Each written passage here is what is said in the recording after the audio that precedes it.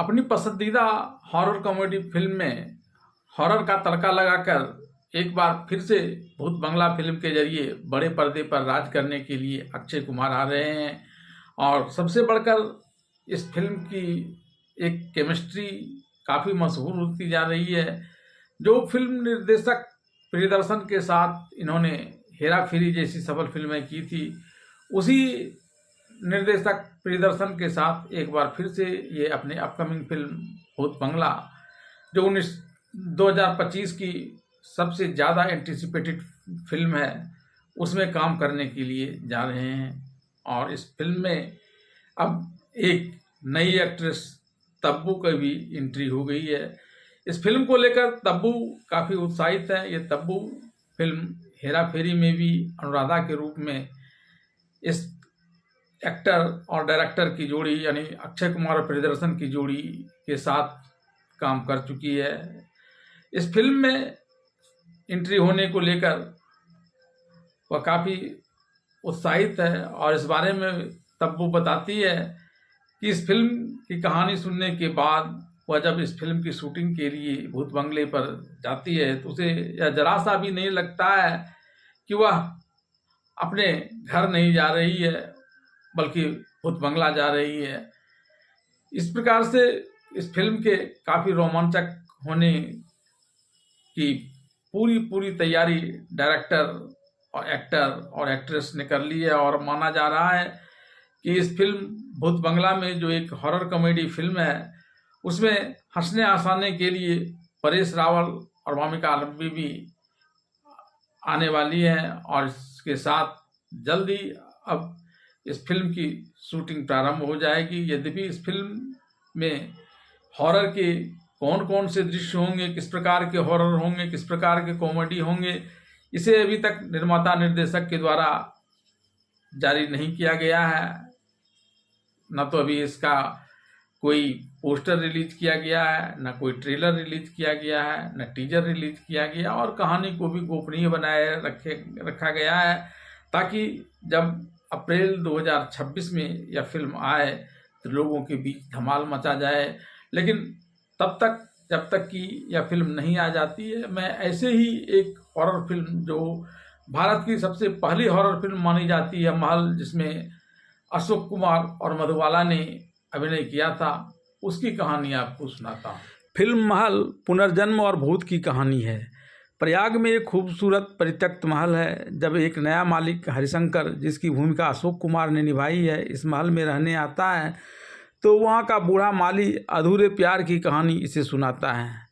इस कहानी के अनुसार करीब 40 से 45 साल पहले एक आदमी ने इसे बनवाया था और उसे अपनी प्रेमिका कामनी, जिसकी भूमिका मधुबाला ने निभाई है, इसमें रहने लगी थी।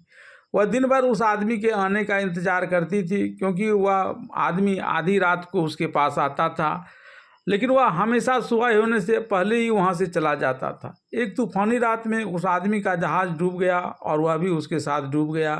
कामनी को छोड़ने से पहले वह उससे कहता है कि उसका प्यार कभी ख़त्म नहीं होगा। कुछ दिनों बाद कामनी की भी मौत हो जाती है। जब शंकर एक शयन कक्ष में जाता है तो दीवार से एक तस्वीर गिरती है और शंकर यह देखकर हैरान हो जाता है कि तस्वीर में मौजूद आदमी बिल्कुल उसके जैसा ही दिखता है। तभी एक महिला को वह गाते हुए सुनता है और शंकर उसकी आवाज़ का अनुसरण करते हुए जाता है तो वह उसे एक कमरे में बैठा हुआ पाता है, लेकिन इसे देखते ही वह भाग जाती है। शंकर का दोस्त श्रीनाथ, जिसकी भूमिका कनू राय ने निभाई है, एक दिन वह इसके पास आता है तो शंकर उस पर अपने पिछले जन्म की अधूरी प्रेम कहानी का आदमी होने का संदेह व्यक्त करता है। श्रीनाथ उसे शांत करने की कोशिश करता है, लेकिन फिर वह उस महिला को जब वहाँ पर प्रकट हो जाती है तो दोनों मिलकर उसका पीछा करने छत तक जाते हैं, जहाँ वह पानी में कूद जाती है। इसके बाद दोनों नीचे आते हैं उसे देखने के लिए, तो वहाँ पर कुछ नहीं पाते हैं। अगले दिन शंकर वापस कानपुर चला जाता है। नैनी में वह एक ट्रेन से उतर जाता है और महल में जाता है। कामनी उसे बताती है कि वह असली है। कामनी शंकर से कहती है कि अगर वह किसी ऐसी स्त्री के शरीर में प्रवेश कर सके जिसे शंकर पसंद करता है तो वह वापस जीवित हो सकती है।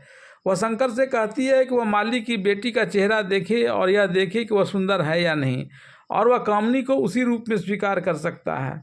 इस बीच श्रीनाथ से सारी बातें सुनने के बाद शंकर के पिता वहां आते हैं और उसे घर वापस ले जाते हैं और शंकर की शादी रंजना, जिसकी भूमिका विजय लक्ष्मी ने निभाई है, उससे करा देते हैं।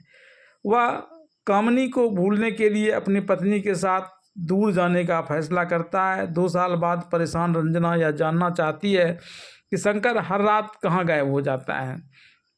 इस पर वह पाता है कि शंकर रात में कामनी से मिलने जाता है, तो एक दिन वह उसका पीछा करती हुई वहाँ तक जाती है। कामनी उसे माली की बेटी को मारने के लिए कहती है ताकि वह उसके शरीर का उपयोग कर सके।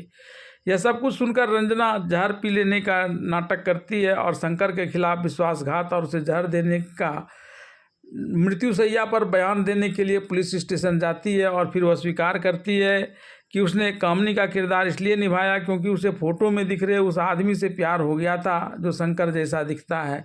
लेकिन शंकर को मौत की सज़ा सुनाई जाती है। बाद में पुलिस को रंजना के पत्र के बारे में पता चलता है और वह शंकर को रिहा कर देती है। शंकर श्रीनाथ के घर भागता है लेकिन रास्ते में मर जाता है। शोकग्रस्त आशा और श्रीनाथ के चले जाने के बाद इसका क्रेडिट रोल शुरू हो जाता है।